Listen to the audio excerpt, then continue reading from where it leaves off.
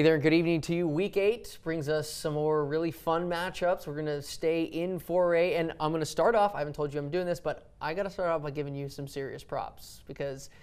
What? Yeah, you probably don't get tired of hearing that, but we sat up here early in the season and you talked about a China spring team that was young, and we certainly have seen that, but we've seen them develop, and now they're in, looking like they're in a good place, playing a really good game last week in Stephenville. Yeah. Now taking on a Gatesville team, and this is, this has playoff this is for implications. Playoffs, yeah. Win and you're in the playoffs, lose and you're probably not in the playoffs. Yeah, it's a tough road. But they've done well. They have, I think one thing that's key with their young guy at quarterback is that he has a guy in Brian Bell who's played the position, done it pretty darn well. And so I think that's been special to not have some guy who maybe played like defensive end. To have a quarterback who's not that far from his playing days, I think that has paid off, and you've seen him do well.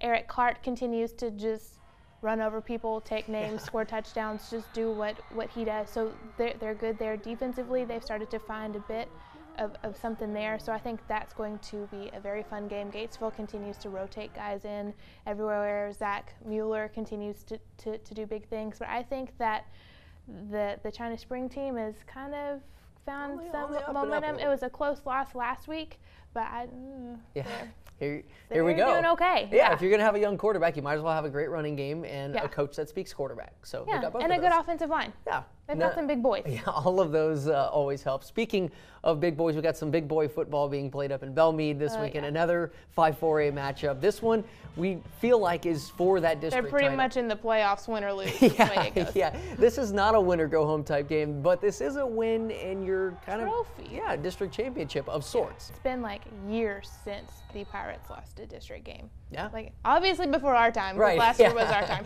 But years. And so this is huge. I was reading something about the Stephenville team, and they said, last week we couldn't tackle. They're going to need to know how to tackle with a running game like this team has. So I think that the key is, can they tackle? Yeah. And so it's, breaking tackles or not, this running game is going to be key to how it goes down. Absolutely. I know these two teams have gone out of their way to play very tough schedules, both Stephenville and La Vega. They both played Argyle, both hung pretty close. Played pretty close with them. Yeah. And this is why they played those games, because this game means so much in that district race. So that's certainly going to be a fun one. And then the game that you'll be at, it's not a 4A game. It is not a 4A game. Yeah, we're going to go down to 3A a little bit.